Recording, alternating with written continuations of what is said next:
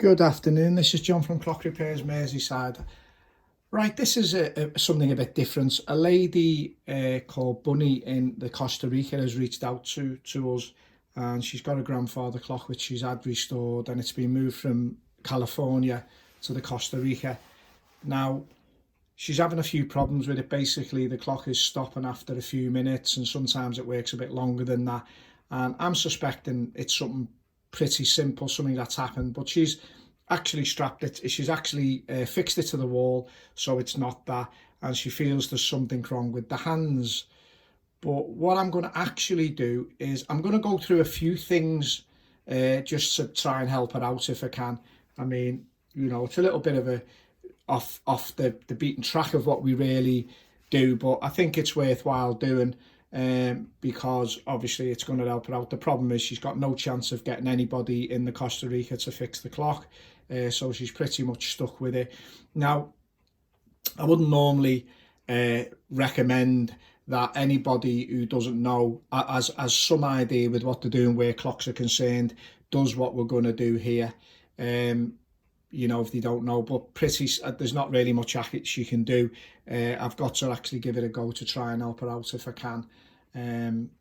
So let's get going. Anyway, the thing is, the clock she's got is probably a 1780s grandfather clock. This clock on the bench here is not that. This is really a reproduction with the moon roller, but it's something similar to what she's got. So I'm going to use this as the example of what we're going to do, because it's pretty much got all what she's got, and so it'll apply simply to what she's got. Anyway, what I'm first going to do, and I'm sort of now speaking to you, Bunny, is you say your clock is stopping after a few minutes. One thing you want to check as well is make sure you see this gut line here. This is not crossing over in any way. Make sure that's not doing that. That'll certainly stop your clock. We've got two sets both sides. It's probably, you know, more likely going to be this one. This has got that nylon rubbish stuff on. That's what I personally call it. It's absolute rubbish. I'm not going to go into depth and start taking the dial off and on. I'm not going to confuse it. I'm going to try and keep this as simple as humanly possible. But yeah, so this is pretty much a conventional grandfather clock movement of pretty similar type to what you'll actually have, Bunny. But that's one thing you need to check. I haven't mentioned that to you yet, but check out that this gut line, or in the case of this nylon, which will be getting taken off, this line is not crossing over, and so as it's coming, it's pulling together and stopping, if you know what I'm saying. Right, obviously you've checked this is pretty running free. You're mentioning about your hands. Now, these hands are pretty cheap hands, so they are a bit flexible, if you like, but proper grandfather clock hands are a little bit more sturdy than that. Now, obviously, what you should be getting, don't know why this is,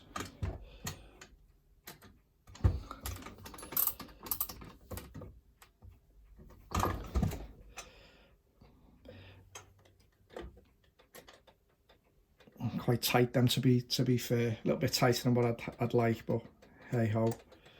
Anyway, that's the type of thing you'd be getting. You're not supposed to move hands backwards, by the way, but you know, they do sort of move freely, and obviously when they're moving freely, your hour hand moves as well. Obviously your minute hand obviously moves, and then it's geared down. I'm just trying to keep this as simple as I can, really, so that you understand. I'm trying not to get complicated. It moves the hour hand, and that's how it move. Also, a thing I asked you to check is, see this seconds hand? Make sure at no point that actually sticks onto the dial, because the torque at the top end of a clock, there's not a lot there, so anything like that would stop it. You could literally stop the clock with your finger, that type of thing. That's all I could say on that particular thing. Check your moon roller. Your hands, we already know, you seem to feel there's something wrong with the hands. That could make sense. a clock moving from, say, one place to another. Obviously they get knocked about a bit, fall on the face, whatever, the movement's in a box or whatever, and yeah, that sounds pretty feasible for me. So obviously things like check your gut lines not crossing over, that can be a thing. Now, I mean, you say your clock has been restored some time ago. I don't know how long you said that it was restored to me, but I know you said it had been, and the pictures you've sent me on WhatsApp, it's an absolutely beautiful clock, really is. Wish I owned it. Now, obviously, you were telling me about the humidity. Now, I'm sort of thinking, I wonder, should you oil it? So when I say oil it, you'd have to get some clock oil. I'm sure you've got eBay in Costa Rica, I would imagine. And if you got some clock oil, if you just put a tiny drop in each pivot hole here, especially on this crutch part here, which I think you know already puts it in beat. I get the feeling you've got a bit of an idea, because I think you've had this clock for a while, so I think you probably know a little bit more. Maybe you need to drop. Now, that's not the real way you do things. You do that after the clock was serviced, after it was taken to pieces and it was cleaned and it was serviced, and you know, you checked out your pinions. But again, you're not in that position. You're unfortunately in a position whereby you know, we've got to try and figure something out, really. But yeah, I'd certainly check that type of thing as well. Maybe worth doing, because you're in a very humid climate. Obviously not a lot of oil. I mean, maybe get the oil and put it onto, say, a little plastic top or something like that, and then use say a pin, or you know, a needle with it, you know, the old needles, sewing needles, and with the hole in, so you can just drop a little drop into them. That's all that's needed. It doesn't have to be, you know, it's not like a car. You don't have to do that. So obviously, but you see, the thing is, the beat on your clock sounds really okay. I mean, it's not out. I mean, it's slightly out, but it's not enough to stop it. That's my opinion, but it's not enough to stop it. Just for instance, if you wanted to get it in beat, it's a matter, you can bend this, or simply you can sort of push on one side of it so that it actually lifts slightly off its feet, and put a coin under the 2 feet when it sounds like it's in beat, if you get what I'm saying.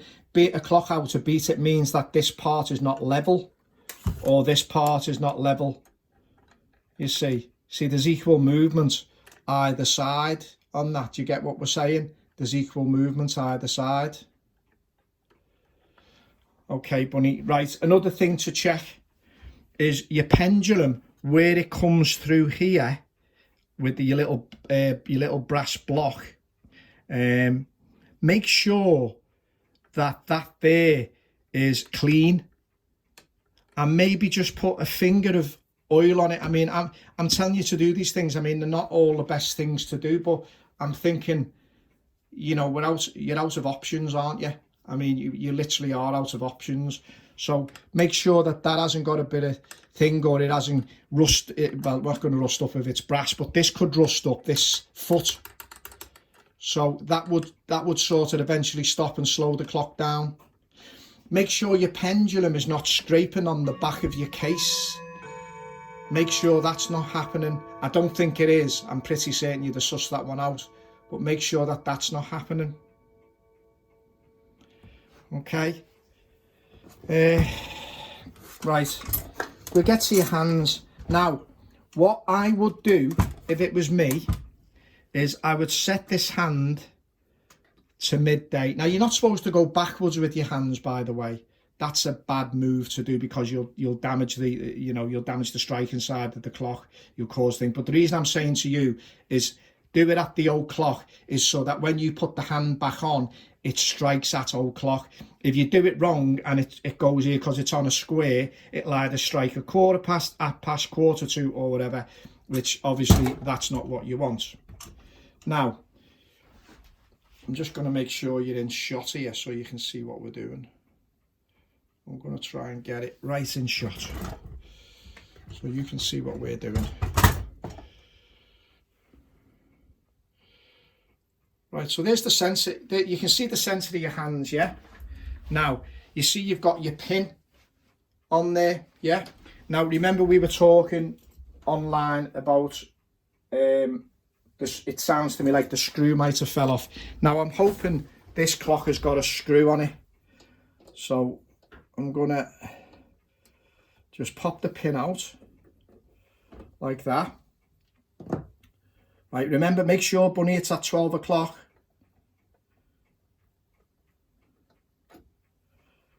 Okay, now, on this particular clock, it hasn't got a screw, because obviously you can move this hand to put it to whatever time you like. That's a more modern thing. It wasn't really that common on an older grandfather clock, although you do see effects like that. But normally, round about here, Bunny, or somewhere, or say it was at 6 o'clock, you'd have it sort of here, or say it was at there, you'd have a screw here. So if you look and you see a hole, you know that screws fell out. Okay, now the chances of you getting one are very, very slim, very slim. Okay, very slim.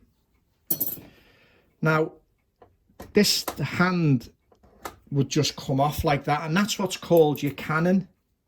Now, normally on that cannon, you'd have like a screw hole, and then a screw would go through your hand and go into the cannon. Yeah, now I suspect that's missing off yours, maybe. Now, your hand will be like this, but it won't have this on it. It'll just be fitted on. Now, the only really thing you can do, Bunny, is you can only really fit it on like this. You can only fit it on the cannon like that. You can only fit it on and make sure it's as tight as you can. Now, what I've seen over time is it's being punched around the edge so that it actually grips the cannon. So I'm not going to tell you what you've got to grip the cannon with. I mean, you know, if we were going to do something, we'd probably use a sort of medium strength Loctite type thing, not glue. It is a glue in effect, but it can be broken. I wouldn't use super glue. Super glue, you'll absolutely cock it up. That's it then. You know, we'd have to get it off and clean it off, and you know, you can cause all other kinds of problems. So the hand has got to be fixed on, and obviously you've got to make sure this hand doesn't touch the dial, the second hand, or this hand. They've got to run freely. Yeah. Now, remember we said 12 o'clock.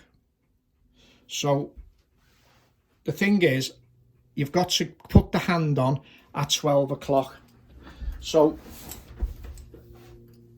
you find your square. This is square. Sometimes the triangular at the 12 o'clock on them. And what you do, this is your washer that would fit on. And you would apply pressure to that washer and push the pin through like that. Then that should be in position and that's on. And sometimes, I mean, we put a little bend in them just to stop them coming off, a little kink in them. But I've got to be honest, looking at your pictures, everything looked fine. But maybe you're right about your hand. I mean, I'm mentioning things to you and you seem to have a bit of an idea. Now, you see the way that hand's going round there and it's going to hit the hour hand. Now, maybe I haven't got the hour hand on far enough. So I'd probably just apply a bit of pressure to see will it work or will it go. But it's not, so maybe it needs... Now, you can actually bend this hand out just slightly, so it misses it if you like.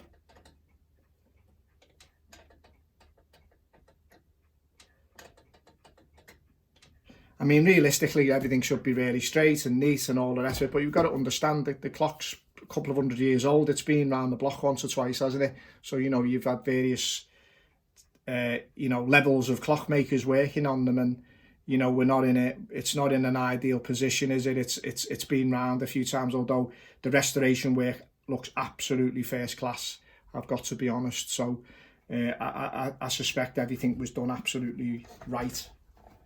This on this particular clock, we'd push that cannon on a bit further, and what we'd probably do is you don't have to do this, Bunny, because your clock's not the same, but we'd probably apply some pressure. Yeah, it's going on further. There you go. It's gone on further. So your hand would go on at the 12 o'clock position. Really important that. And I take it is striking at 12 o'clock. But that hand, you can, because it's a square, you can put it at sort of pretty much any position here you wanted to. So say, for instance, it struck a 1/4 Well, you take the hand off, and then you'd move it round and it'd fit on, if you know what I'm saying to you. But yeah, I mean, quite tight there, but it, you know, I suspect it probably needs to go into strike. Yeah, and it's moving round now. But yeah, I honestly can't remember what's wrong with this what the customer said to us, but pretty much that's as much as I can sort of say to you. I don't know. But yeah, you know, check things like your gut line. Just to go over it again quickly for you. Your gut line, make sure that's not crossing over like all that is. Okay, it's got to go on your spool evenly. So it goes on, you'll see your lines on your spool, it goes on evenly. Also, Bunny, just a quick one. I'm thinking about the humidity, what we were talking about. You see these pulleys, make sure they run quite free as well, because any loss of power anywhere is a good thing that'll stop your clock. Make sure they've got a little drop of oil, clock oil, which is very thin viscosity. You know, maybe go and have a word with your local mechanic, get some Formula 1 type oil, you know, where the viscosity is very thin. I mean, I believe that works. I mean, stuff like that. But I don't really know what to say to you. I can't really tell you much else about getting into your clock, because you know, you could make matters 25 times worse, and I wouldn't be doing you a justice, although you are absolutely snookered, to be fair, because you can't get anybody to look at it. Anyway, this is John from Clock Repairs Merseyside. I hope this helps. As I say, it's just an off-the-cuff video, but probably I'll do a few more requests. People, and if I can, I'll do a video of them, as I say. But as I say, sometimes my timing's just a little bit crucial, and I haven't got a lot of time to do videos. But anyway, we're coming up nearly to 20 minutes now, so I'm going to sign off. And as I say, I hope this helps, Bunny. Anyway, thank you. This is John from Clock Repairs Merseyside. Have a great day.